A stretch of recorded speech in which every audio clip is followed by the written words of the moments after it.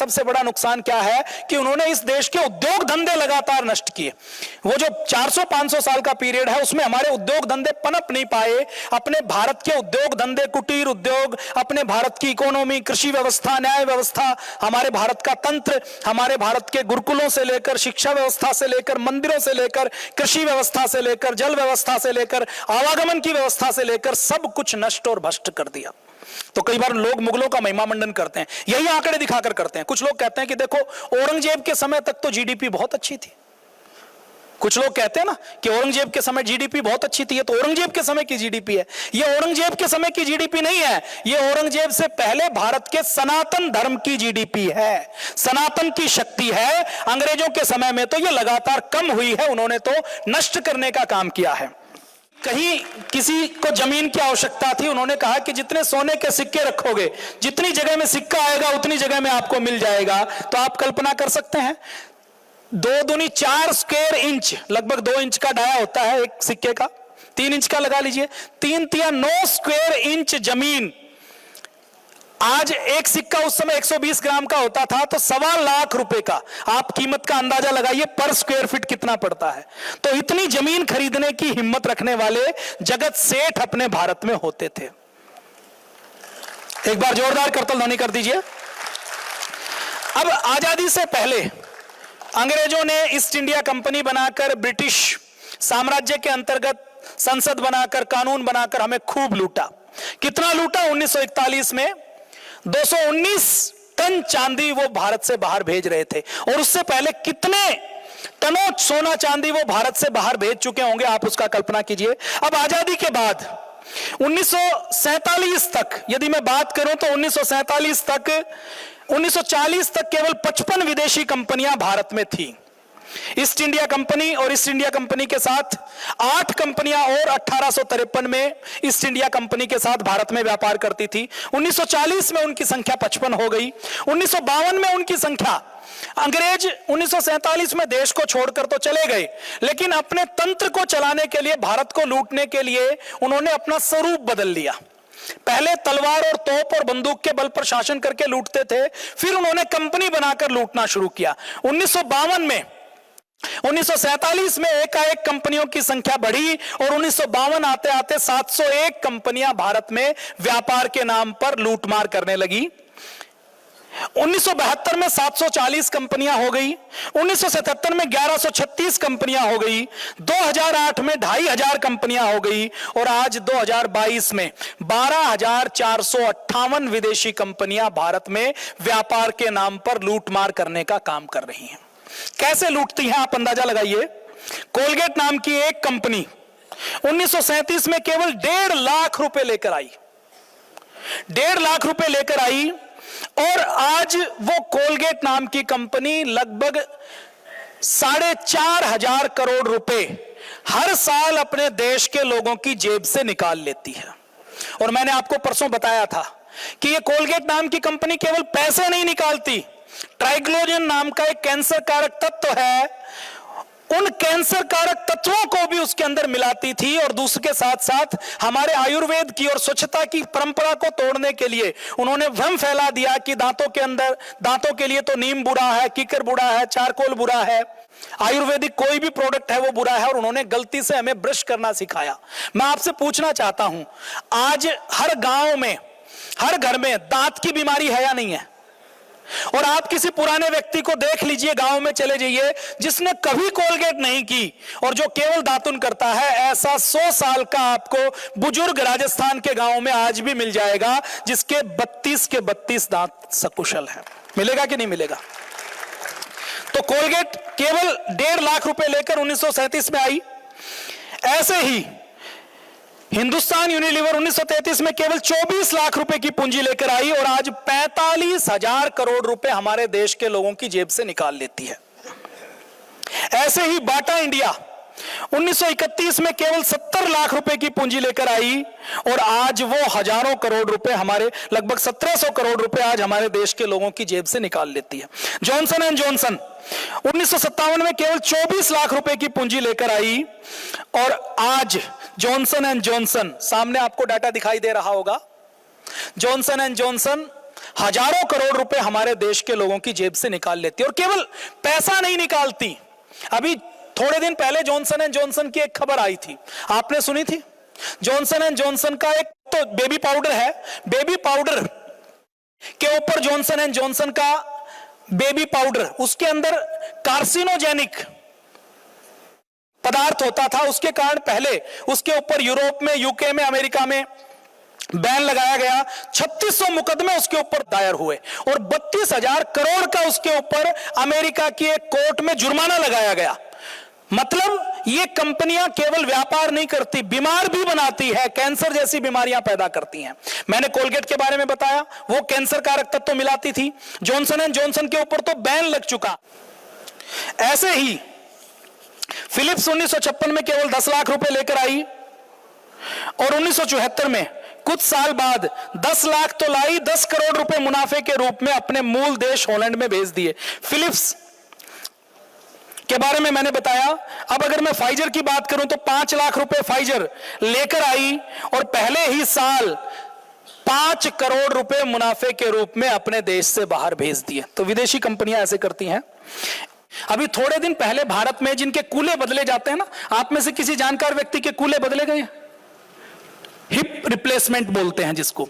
वो जो कूले बदले जाते हैं उसमें डॉक्टर कमीशन लेकर ये कहता है कि सबसे अच्छे हिप्स केवल विदेशी कंपनी के आते हैं, जॉनसन एंड जॉनसन के आते हैं। जॉनसन एंड जॉनसन ने 2003-04 से लेकर 2013-14 तक जो आर्टिफिशियल हिप्स बेचे, जो मेटल के बने हुए थे, उनके अंदर से जहरीली मेटल का रिसाव होने से, देखिए हिप रिप्लेसमेंट की कितनी बड़ी सर्जरी होती है, पूरा कट लगाया जाता है।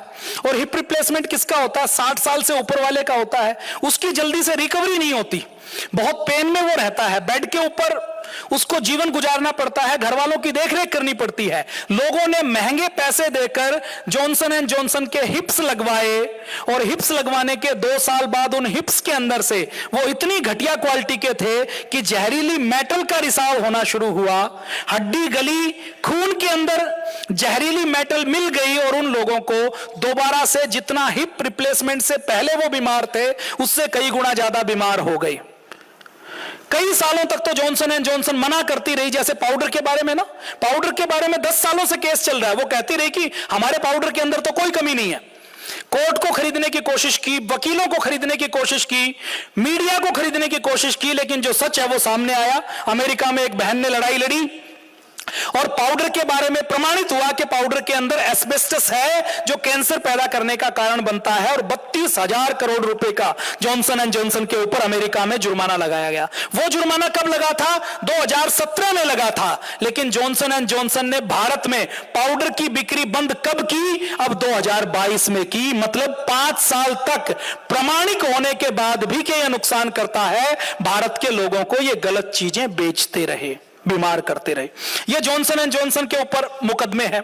तो वो जो हिप रिप्लेसमेंट हुआ उसको भी स्वीकार नहीं किया और हजारों व्यक्तियों को दोबारा सर्जरी की गई, दोबारा उनके ऊपर 8-9 इंच का कट लगाया गया। आप कल्पना करके देखिए कि कितना बड़ा दर्द उन्होंने झेला होगा। ये जॉनसन एंड जॉनसन के ऊपर एक मामला नहीं है, ये हजारों करोड़ के जुर्माने हुए हैं, ऐसे 50 मामले हैं। मतलब 1 घंटे के भाषण की यदि बात करनी हो तो केवल जॉनसन एंड जॉनसन के ऊपर की जा सकती है। आपको यूट्यूब पर देखना हो तो आप देख सकते हैं जॉनसन एंड जॉनसन के रूप में डिटेल में उसके ऊपर जो जुर्माना हुआ, जो मामला हुआ।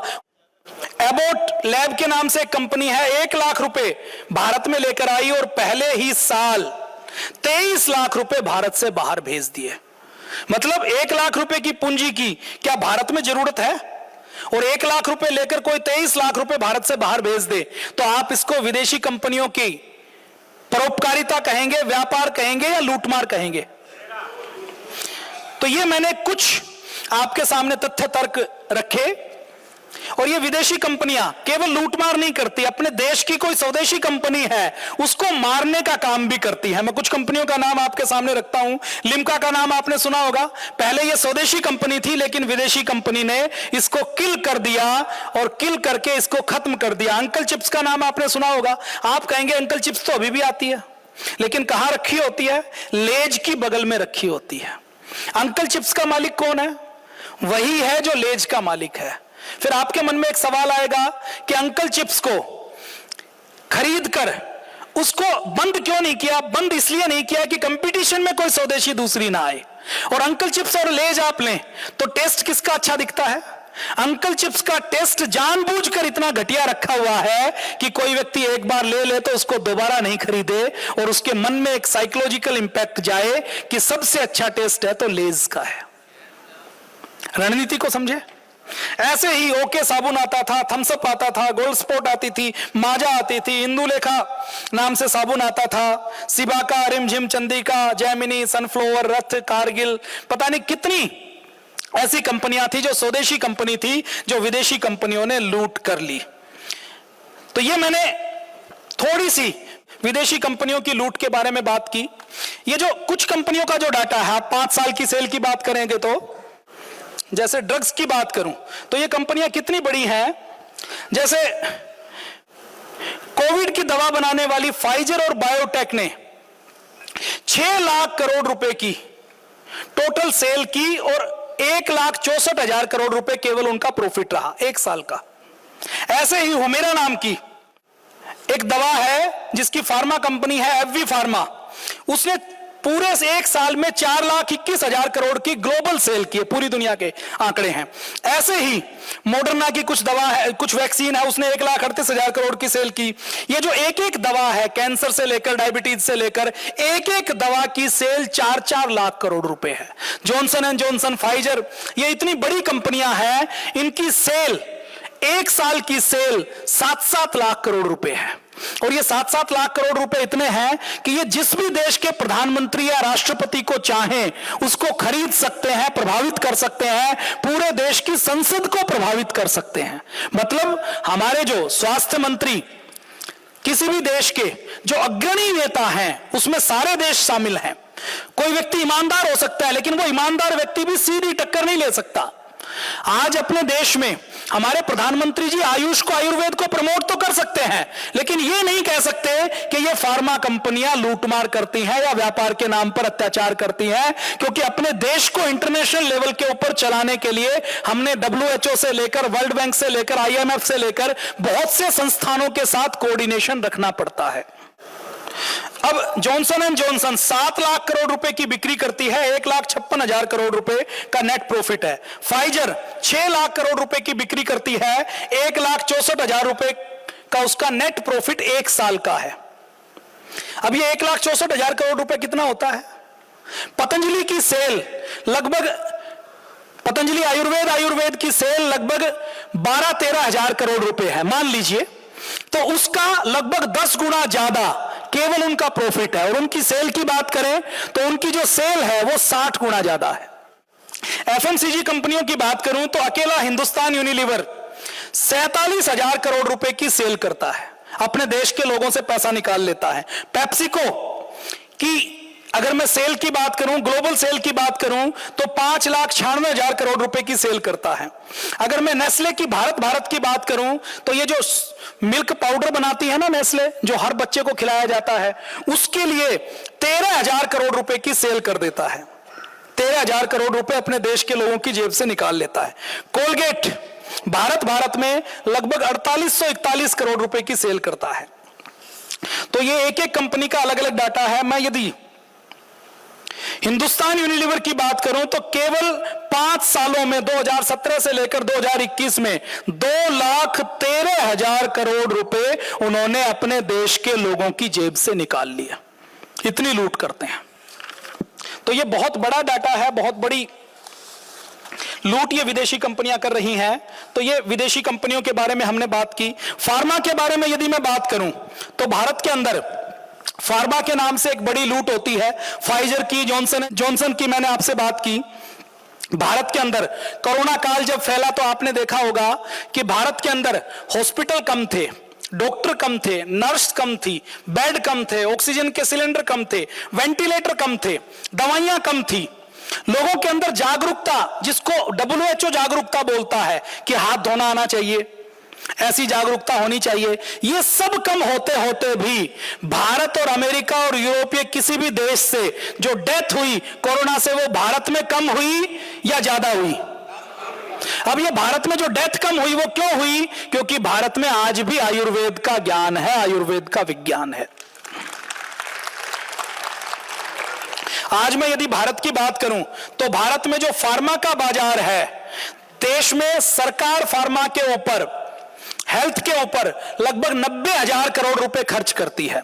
स्वच्छता का दूसरा बजट बना दिया जाए तो लगभग 2.5 लाख करोड़ बैठता है, तो 90,000 करोड़ रुपए सरकार खर्च करती है और ज्यादातर पैसा लोग अपनी जेब से खर्च करते हैं। आज लगभग 8 लाख करोड़ रुपए का भारत का, 8 से 10 लाख करोड़ रुपए का भारत का जो हेल्थ का, फार्मा का व्यापार है, उसके ऊपर विदेशी कंपनियों का कब्जा है। लगभग 10 लाख करोड़ रुपए हर साल भारत से ये विदेशी कंपनियां लूट कर लेकर जाती हैं।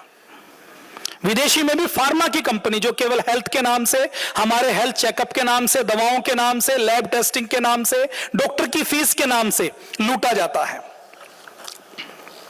अब मैं आपको एक बात सोचने के लिए कहता हूं, आपको आयुर्वेद की महिमा समझ आ जाएगी, योग की महिमा समझ आ जाएगी।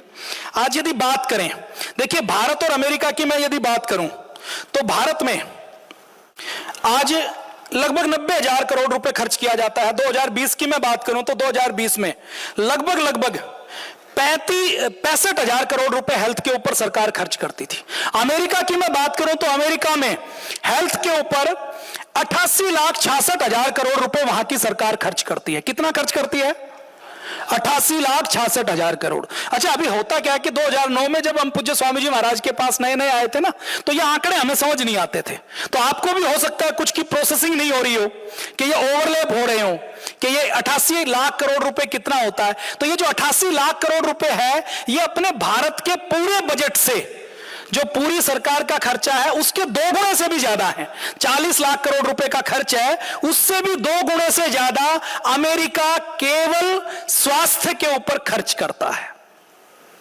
मतलब अपने भारत की आज जीडीपी लगभग 240 लाख करोड़ रुपए है, तो अपने भारत की जीडीपी का लगभग 30%, जीडीपी मतलब इस देश में जितना प्रोडक्शन होता है, जितनी सेवाओं का जितना कुल मूल्य होता है, मतलब देश के अंदर पूरे साल में जितना काम धंधा, सेवाएं, व्यापार हुआ, उसका तीसरा हिस्सा, भारत के बराबर तीसरा हिस्सा अमेरिका अपने लोगों की हेल्थ के ऊपर खर्च करता है। और कई सालों से खर्च कर रहा है। लेकिन कई सालों से खर्च करने के बाद, अच्छे डॉक्टर रखने के बाद, अच्छे हॉस्पिटल बनाने के बाद, अच्छी दवाइयां बनाने के बाद, अच्छी इंश्योरेंस कंपनी से अनलिमिटेड बजट बनाने के बाद, क्या अमेरिका में एलोपैथी से स्वास्थ्य आया? क्या आज अमेरिका स्वस्थ है? अमेरिका के अंदर सबसे ज्यादा मानसिक बीमार लोग हैं। अमेरिका के अंदर सबसे ज्यादा मोटापा है। अमेरिका के अंदर डायबिटीज खूब बढ़ती जा रही है। अमेरिका के अंदर खूब लोग सुसाइड कर रहे हैं। अमेरिका के खूब लोग पेन मैनेजमेंट करने के लिए अफीम की गोलियां खाते हैं। अमेरिका के अंदर लोगों में खूब हार्ट अटैक हो रहा है, हार्ट के ऑपरेशन हो रहे हैं। अमेरिका में खूब लीवर बदले जाते हैं, खूब किडनी बदली जाती है। अमेरिका के अंदर खूब लोग बीमार हो रहे हैं, हॉस्पिटल में एडमिट होते हैं ठीक होने के लिए, हॉस्पिटल में इन्फेक्शन होता है और लाखों लोग अमेरिका में हर साल केवल हॉस्पिटल के इन्फेक्शन से मर जाते हैं। तो भारत के बजट का, भारत में 65,000 करोड़ खर्च होता है और अमेरिका में 88 लाख करोड़ रुपए खर्च होता है। इसका मतलब क्या है? 130 गुना ज्यादा खर्च करने के बाद भी क्या एलोपैथी से अमेरिका स्वस्थ हुआ क्या? अब अगर भारत और अमेरिका की हम तुलना करें तो भारत की आबादी 140 करोड़ है और अमेरिका की आबादी कितनी है? 35 करोड़ मान लो, चलो ज्यादा हायर साइड में ले लिया। 35 करोड़ आबादी है, तो 35 करोड़ आबादी पर और 88 लाख खर्च हो रहे हैं और 140 करोड़ पर केवल 65,000 खर्च हो रहे हैं 2020 के आंकड़े के अनुसार। तो भी हम देखें तो अमेरिका स्वस्थ नहीं हुआ। अगर एलोपैथी के रास्ते पर चलकर अमेरिका स्वस्थ नहीं हुआ इतना पैसा खर्च करने के बाद, तो भारत को यदि वो 3250 करोड़ रुपए लूट के मिल जाएं, और आप कल्पना कीजिए, जैसे गणित में हम देखते हैं ना, माना, हमने मान लिया, ऐसे ही आप कल्पना कीजिए कि देश के अब नेता, हमारे जितने भी नेता हैं, वो सब घोषणा करते हैं कि हम अपने क्षेत्र को हेल्थ देने के लिए एम्स खोलेंगे, हॉस्पिटल खोलेंगे। करते हैं कि नहीं करते? डॉक्टर ज्यादा बनाएंगे, मेडिकल कॉलेज खोलेंगे। अब आप कल्पना कीजिए कि भारत के हर जिले में एम्स जैसा हॉस्पिटल खोल दिया जाए, हर गांव में एम्स जैसा हॉस्पिटल खोल दिया जाए, हर जिले में एक मेडिकल कॉलेज खोल दिया जाए। भारत में अभी 13 लाख एलोपैथी के डॉक्टर हैं, उनकी संख्या बढ़ाकर 50 लाख कर दी जाए। जितनी टेस्टिंग की लैब है उनकी संख्या भी बढ़ाकर 10 गुना कर दी जाए। भारत के अंदर अभी लगभग 7 लाख हॉस्पिटल में बेड हैं, आईसीयू के लगभग 70-80 हजार बेड हैं, उनकी संख्या भी 7 लाख से बढ़ाकर 1 करोड़ कर दी जाए और सारा मेडिकल का ट्रीटमेंट बिल्कुल फ्री कर दिया जाए, क्योंकि 3250 लाख करोड़ रुपए जो अंग्रेजों की लूट है वो हमें मिल गए। लेकिन इतना होने के बाद भी, हर जिले में हर गांव में एम्स खोलने के बाद भी क्या भारत स्वस्थ बन सकता है? ज्यादा हॉस्पिटल होंगे तो ज्यादा बीमारियां ढूंढी जाएंगी, ज्यादा बीमारियां होंगी तो ज्यादा ऑपरेशन होंगे, ज्यादा लोग दवा खाएंगे, ज्यादा लोगों की किडनी बदली जाएगी, ज्यादा लोगों के घुटने बदले जाएंगे, ज्यादा लोगों के कुल्ले बदले जाएंगे, ज्यादा लोगों के हार्ट के ऑपरेशन होंगे, ज्यादा लोग बीमार होंगे। तो लोगों को स्वास्थ्य कभी भी एलोपैथी से नहीं मिल सकता, लोगों को स्वास्थ्य केवल और केवल आयुर्वेद से मिल सकता है, योग से मिल सकता है। यही हमारा अभियान है। और इस देश के अंदर जो लगभग 10 लाख करोड़ रुपए की आज फार्मा लूट हो रही है, इस फार्मा लूट से भी केवल योग व आयुर्वेद का अभियान बचा सकता है। यह मैंने फार्मा के बारे में बात की। अब यदि मैं ड्रग्स माफिया की बात करूं, नशा माफिया की बात करूं, तो इस देश के अंदर लगभग 27 करोड़ लोग तंबाकू का प्रयोग करते हैं। इस देश के अंदर 16 करोड़ लोग ऐसे हैं जो शराब का प्रयोग करते हैं।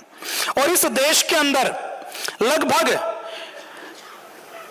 3 करोड़ लोग ऐसे हैं जो गांजे का सेवन करते हैं, लगभग 2.5 करोड़ लोग ऐसे हैं जो अफीमची हैं, और लगभग 1 करोड़ लोग ऐसे हैं जो किसी और दूसरी चरस, हेरोइन आदि दूसरी जो केमिकल है उनका नशा करते हैं। तो लगभग 33 करोड़ लोग आज भारत में, लगभग 50 करोड़ लोग किसी ना किसी रूप से नशा करते हैं। और भारत में ये जो नशे की इकोनॉमी है, नशे के कारण भारत में कम से कम 10 लाख करोड़ रुपए हर साल खर्च किए जाते हैं, बर्बाद होते हैं। ये तो डायरेक्ट बर्बाद होते हैं। इस नशे के कारण जो व्यक्ति अपराध करता है, हिंसा करता है, मारपीट करता है, काम चोरी करता है, जो हमारे प्रोडक्टिव आवर्स कम होते हैं, प्रोडक्टिव ईयर्स खत्म हो जाते हैं, जो हमारे नागरिक निकम्मे बन जाते हैं, बीमार होकर जो बोझ बनते हैं, उनकी बीमारियों के ऊपर जो खर्च होता है वो खर्च इसमें जोड़ा नहीं गया। तो ड्रग माफिया या नशे के माफिया के कारण भारत में एक बहुत बड़ा नुकसान हो रहा है। हमें भारत स्वाभिमान के माध्यम से, पतंजलि के माध्यम से ये ड्रग्स के कारण होने वाले नुकसान को बचाकर देश की नई पीढ़ी को नशा मुक्त करना है। ये हमारा अभियान है। और ये जो नशा मुक्ति का अभियान है, ये सरकारें नहीं कर सकती, ये सामाजिक संगठनों को आगे आना पड़ेगा। मेरे सामने जो आज जोधपुर से जो मंत्री जी आए हुए हैं, मैंने इनसे बातचीत की कि आप मिनिस्टर रह चुके, मंत्री रह चुके, आना जाना, एयर ट्रैवल सब कुछ आपका फ्री है, सब कुछ आपने देख लिया, देश देख लिया, विदेश देख लिया, सत्ता के सर्वोच्च शिखर को देख लिया। एक एमपी होते हुए ये तो बहुत प्रबुद्ध है, सारी विद्वान लोग जानकारियां सारी दे देते हैं, तो सारी चीजों की इच्छा की पूर्ति हो जाती है। मैंने कहा कि आप इस पूर्णकालिक शिविर में एक साधारण कार्यकर्ता की तरह क्यों आए? तो इन्होंने कहा कि मेरे मन में एक पीड़ा है, मैं बिश्नोई हूं। एक तो मैं वृक्षारोपण का काम करना चाहता हूं, और दूसरा मैं चाहता हूं राजस्थान के अंदर नशे को सामाजिक स्वीकार्यता, सामाजिक मान्यता मिली हुई है। राजस्थान के अंदर कोई शादी हो, कोई ब्याह हो, कोई मर जाए तो वो कहते हैं कि अफीम बांटनी जरूरी होती है। किसी ने यदि लाखों रुपए की अफीम और शराब नहीं बांटी तो उसको समाज से बहिष्कृत कर दिया जाएगा। तो वो कहते हैं कि मैं नशे की, अफीम की सामाजिक मान्यता को खत्म करना चाहता हूं, नहीं तो ये नशा हमारे देश को खत्म कर देगा। तो ये नशे को खत्म करने का काम भी पतंजलि योगपीठ और भारत स्वाभिमान कर सकता है। तो ये अपने देश के ऊपर विदेशी कंपनियों की लूट, अपने देश के गौरव को, देश के स्वाभिमान को महसूस करना, अपने पूर्वजों के ऊपर गर्व, गौरव और अभिमान करना। अब आप कहेंगे कि ये इतिहास की बात करने से आज क्या होगा? लूट के लेकर गए, हमें पता है कोहिनूर रानी के मुकुट में है, अभी भी वो प्रदर्शन करते हैं। वो टेम्स नदी के किनारे जो म्यूजियम है, मैं भी जब लंदन गया तो उसको देखकर आया कि हमारा कोहिनूर हीरा है, उसको देखें तो सही कैसा लगता है। उसके अंदर लूट के माल की प्रदर्शनी करते हैं, हम उसको वापस नहीं ला सकते। तो आज उस चर्चा करने का क्या लाभ है? लाभ है अगर किसी को ये पता हो कि उसके पिता ने शेर मारा है, तो वो शेर नहीं तो भेड़िए को जरूर मार सकता है। और कोशिश करे तो शेर भी मार सकता है। किसी को पता हो कि उनका कारोबार इतना बड़ा था, उनके पिताजी बड़ी कंपनी चलाते थे, वो अमीर रहे हैं, वो जाहिल अनपढ़ और गवार नहीं रहे हैं, तो हमारे मन में जो गौरव का भाव आएगा वो हमें यह लगेगा कि हम तो इतने धन संपत्ति ज्ञान विज्ञान शिक्षा और सनातन के उत्तराधिकारी हैं, हमें वो पूर्वजों का गौरव दोबारा लौटाना है। लेकिन लौटाने के लिए जो लक्ष्य होगा वो तभी हो सकता है जब हम इतिहास से प्रेरणा लें। तो हमारी जो मानसिक गुलामी है उसको नष्ट करने के लिए कुछ तर्क तथ्य और आंकड़े मैंने आपके सामने रखने की कोशिश की। अब मैं अपनी वाणी को विराम देता हूं।